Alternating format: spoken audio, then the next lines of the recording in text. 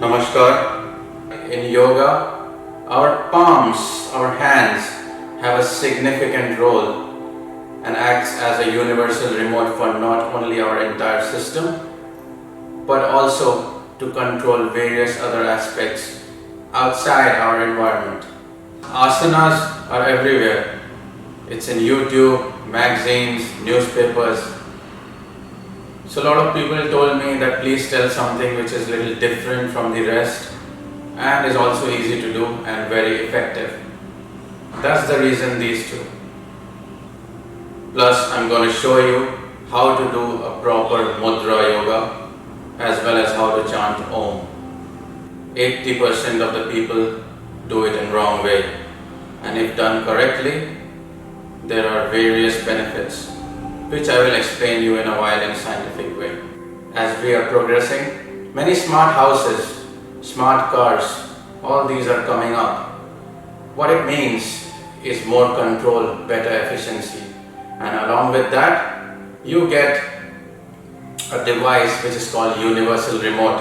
I'm pretty sure you must have seen it. So in yoga, the palms play a very important role, and it just works like a universal remote. It's World Yoga Day today, so before we actually start our practical session, I would like to remove two of the biggest misconceptions related to yoga. Now, due to commercial interest, yoga has taken many silly forms, and I mean many silly forms. Don't even get me started. There is sauna yoga, there is beer yoga, hundreds of types. But to be honest, that's not yoga at all. People think yoga is twisting and bending of the body, but the first misconception I want to clear is yoga has different 4 to 5 forms, out of which there are many subcategories. And in that subcategory there is Yogasana. And that is what you see as an exercise part of the yoga. So yoga is the whole thing, whereas the asanas or the exercises which you see is only 10% of the yoga.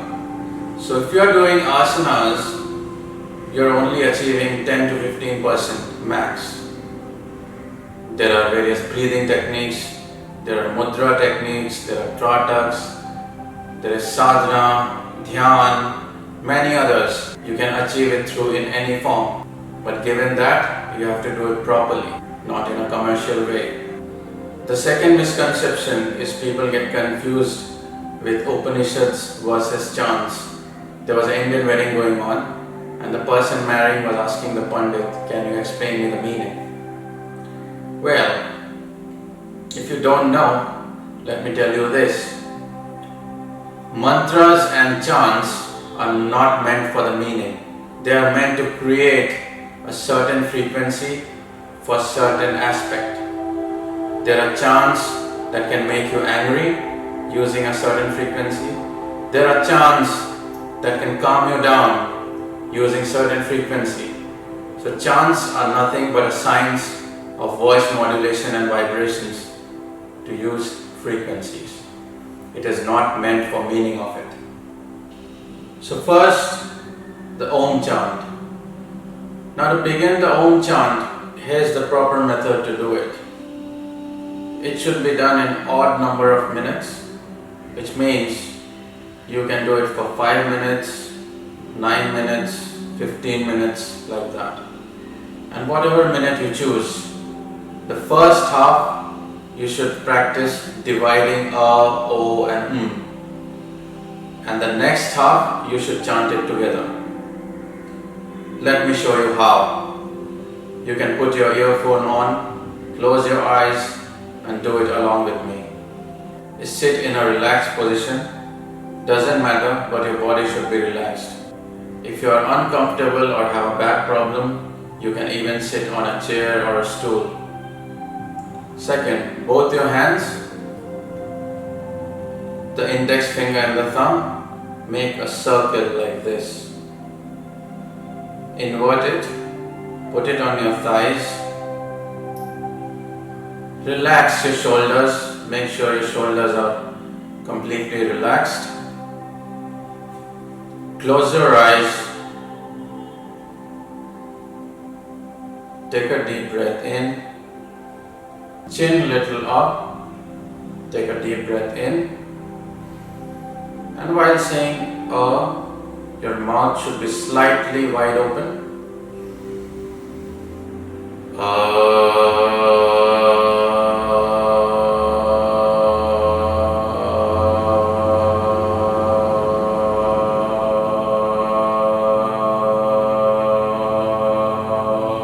For O, your lips should make a small circle.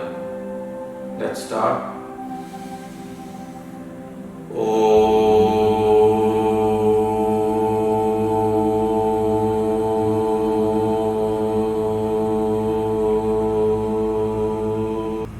And for Ma, that is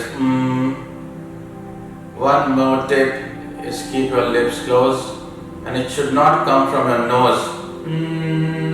No, not like this.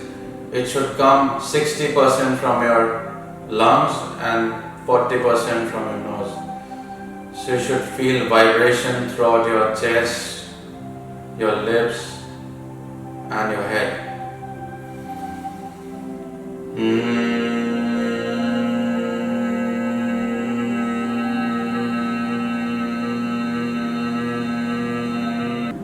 Now I will do one more for you, the combined one, but you have to do it for 3 to 5 minutes.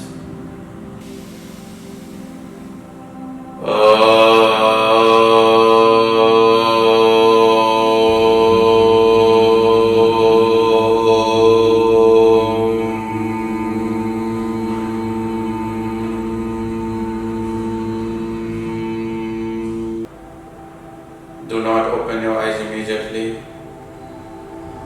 Be conscious of your breathing. Inhale and exhale 7 times. Then slowly open your eyes. I guarantee you will feel light and blissful. Now there are substantial amount of scientific evidences available to us, which clearly indicates that through chants, using frequency and vibrations, you can change your chemistry inside the body. You can speed up the healing process. You can even, to a certain extent, alter the DNA. It's a different story. Few people are trying to misuse the frequency using technology, but that's some other day. Coming to the second part, which is mudras, there are many, but I'm going to tell about 2 of my favorite. That is Unmani and Shambhavi Mudra. The Unmani and Shambhavi Mudra have direct effect on your brain, neurons and your spinal cord.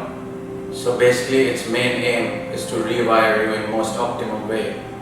It's really good when fighting against some bad habit.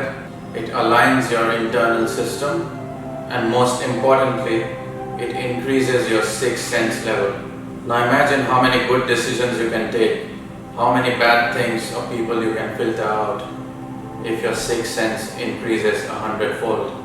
Now I'm going to explain you both Unmani and Shambhavi Mudra simultaneously because they are quite close to each other.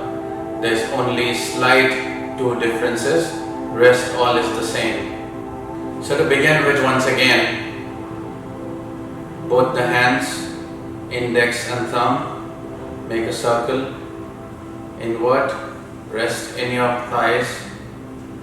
Now remember, both mudras are pretty useless without proper use of eyes and breathing. In Shambhavi Mudra, there are 3 things to remember. Number 1, your breathing should not be full. Yes, I said it should not be full.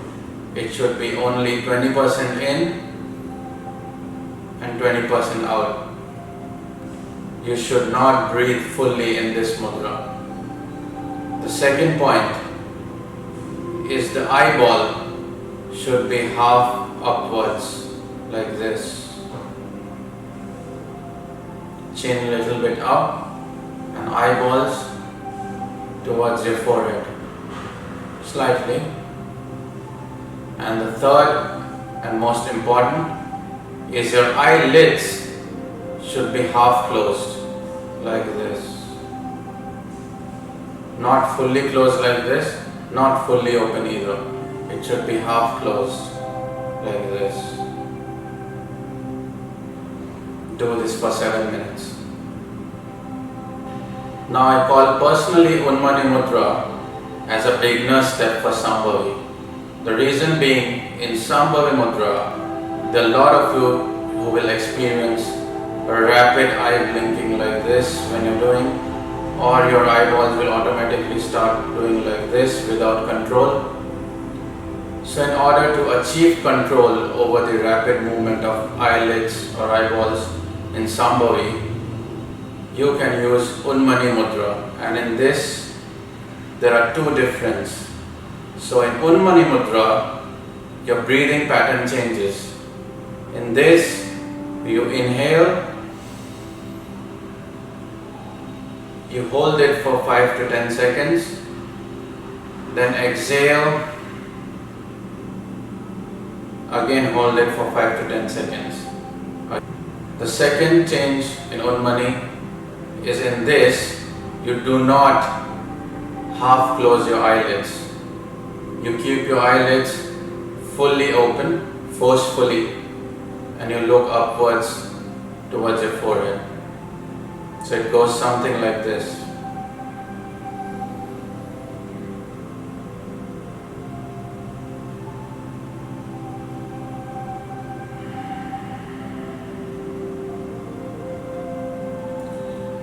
So maybe you can practice this for a month and then proceeds towards Sambhavi Mudra. While practicing these mudras, you might experience a discomfort on your forehead. If it's little bit, you should proceed. It's good in some ways. But if you experience a lot of, then stop it and continue other day. I used to do it for hours and hours. 6 hours, 3 hours, 5 hours. But after I opened my eyes, it felt only like 15 to 20 minutes. I learned it during my sadhana days in Bangalore, met with great people, practitioners and sages, and the results which I got after 2 months were phenomenal, but we will talk about it in some other day. And towards the end, I would like to say that it is not necessary that a real yogi should be able to twist and bend his body, or he should have a certain look with linen clothes, long beards. It's not necessary, because a real yogi is from his work and from his mind. It's not from how he looks or what his religion is. I hope you enjoyed the session. There are 2 more links in the description on different aspects of wellness. Have a look at them. Stay well and be natural. Thank you.